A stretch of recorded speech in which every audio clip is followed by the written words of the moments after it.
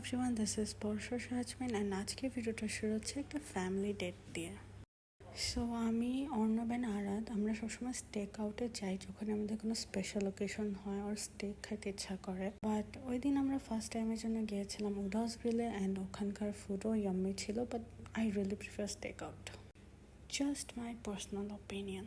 তো steak out থেকে আসার পরে যে আমার বেবি এখন সে আস্তে আস্তে সিঁড়ি ওঠা শুরু করেছে, নিজে নিজে লিফটে ঢুকে নিজে নিজে বাসায় যেতে ট্রাই করে অ্যান্ড দেখতে অনেক অ্যাডোরেবল লাগে। আর সোনার এই বড় হওয়া স্টেপগুলো খুবই এনজয় করি আমি এখন। সব কিছু সে বুঝে, সব কিছু সে বুঝতে চায়, সব কিছু নিজে করতে চায়। এত জানার আগ্রহ, শেখার আগ্রহ। I really enjoy this phase of them. তো কালকে আমাদের একটা প্রোগ্রাম আছে। আমাদেরকে মাসুদ ভাই অনেকদিন ধরে বলছিল যে তার ওখানে যেখানে সে ওয়ার্ক করে, জব করে সে, ওখানে খুব সুন্দর একটা জায়গা হয়েছে ঘোরার জন্য, নাম হচ্ছে সুবর্ণগ্রাম। অ্যান্ড এখন খুবই ফেমাস হয়েছে জায়গাটা, আমি দেখলাম। তো ভাবলাম আম্মুকে নিয়ে মাকে নিয়ে একটা সুন্দর আউটিং হবে, সবাই একসাথে গেলে ভালোও লাগবে অনেক দিন পরে। তাই আমরা যাব কালকে সুবর্ণগ্রাম। অ্যান্ড যেহেতু আমি ভ্লগিংয়ের চিন্তা করিনি বা ভাবিনি কখনো যে এই দিনের ভিডিওস দিব, তাই আমি যেসব ছোট ছোট ভিডিও রেকর্ড করেছিলাম নিজের জন্য সেগুলোই একসাথে অ্যাটাচ করে দিচ্ছি। তো আমরা প্রথমে ভাইয়ার বাসায় গিয়েছিলাম, উনি আমাদের জন্য অনেক কিছু করেছিলেন, অনেক আয়োজন করেছিল, বাট ওগুলো কিছুই রেকর্ড করা হয়নি। তো একদম ডিরেক্ট সুবর্ণগ্রামের ভিডিওতেই চলে এসেছি। জায়গাটা অনেক অনেক অনেক বেশি সুন্দর, কিন্তু আমরা যেদিন গিয়েছিলাম সেদিন অনেক গরম ছিল। আর জায়গাটা এত বড়, এত হাঁটতে হয়, আমরা সবগুলা জায়গা দেখতেই পারিনি। বাট আমাদের ইচ্ছা আছে যে আমরা অবশ্যই শীতের সময় একবার আরাত বেবিকে নিয়ে আবার যাব, কারণ অর্ধেক টাইম তো আরাত বেবি ঘুমিয়ে পড়েছিল গরমের জন্য, বাকি অর্ধেক টাইমে ও যেসব দেখেছে সে অনেক এনজয় করেছে। বাট আরও অনেক অনেক জায়গা আছে যেগুলো আমরা ঘুরে ঘুরে দেখতেই পারিনি। অনেক রাইডস আছে, ফুডের অপশন আছে, থাকার অপশন আছে, একটা ইনফিনিটি পুলও আছে। কিন্তু ওই দিন এত গরম ছিল, এত এত এত গরম, একদম বলার বাহিরে। আমরা মনে হচ্ছিল গরমে শ্বাসও নিতে পারতেছি না ঠিক মতো। তারপরও আমরা যতটুকু পারি ঘুরে দেখার চেষ্টা করছি, বেবিদের জন্য স্পেশালি, কারণ বেবিরা অনেক এনজয় করতেছিল।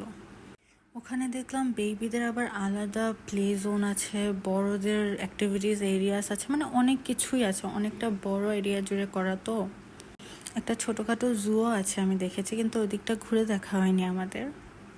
কিন্তু প্রচুর হাঁটাহাঁটি করতে হবে, অনেক হাঁটাহাঁটি করতে হবে, মানে পুরাটা টাইম হাঁটার উপরেই থাকতে হবে। তো যারা যাবেন তাদের একটু এটা মাথায় রাখতে হবে যে সুবর্ণগ্রামে গেলে একটু হাঁটাহাঁটি করতে হবে। আমরা সবাই এত হাঁটাহাঁটি করে গরমে ঘামে একদম অতিষ্ঠ হয়ে বাসায় ফেরত গেছিলাম। তবে হ্যাঁ, গরমের ফ্যাক্টটা বাদ রেখে যদি বলি তাহলে ওই দিন খুবই সুন্দর একটা দিন ছিল। আমরা সবাই মিলে অনেক দিন পর ঘুরতে বের হয়েছিলাম, আমরা একসাথে অনেক সুন্দর কোয়ালিটি টাইম স্পেন্ড করছি। স্পেশাল থ্যাঙ্কস টু মাসুদ ভাইয়া, উনি যদি জোরাজোরি না করতো তাহলে কখনোই আমাদের এভাবে একসাথে ঘুরতে যাওয়া হতো না। তো আমরা সুবর্ণগ্রামে মনে হয় ছিলাম 3-4 ঘন্টার মতো। এরপর আমরা সবারই কাহিল হয়ে গেছিলাম, আইসক্রিম, জুস, পানি প্রচুর পরিমাণে খাওয়া হয়েছিল। সন্ধ্যা অবস্থাতে আমরা আবার ফেরত আসার জন্য রেডি হচ্ছিলাম ঢাকা যাওয়ার জন্য। ভেবেছিলাম রাস্তায় আম্মুর বাসা হয়ে যাব, কিন্তু ওটা পসিবল হয়নি, কারণ বাসায় ফিরতে ফিরতে অনেক লেট হয়ে গেছিলো। তাই আম্মুর বাসায় না, আমরা আমাদের বাসায় ফেরত চলে এসেছিলাম।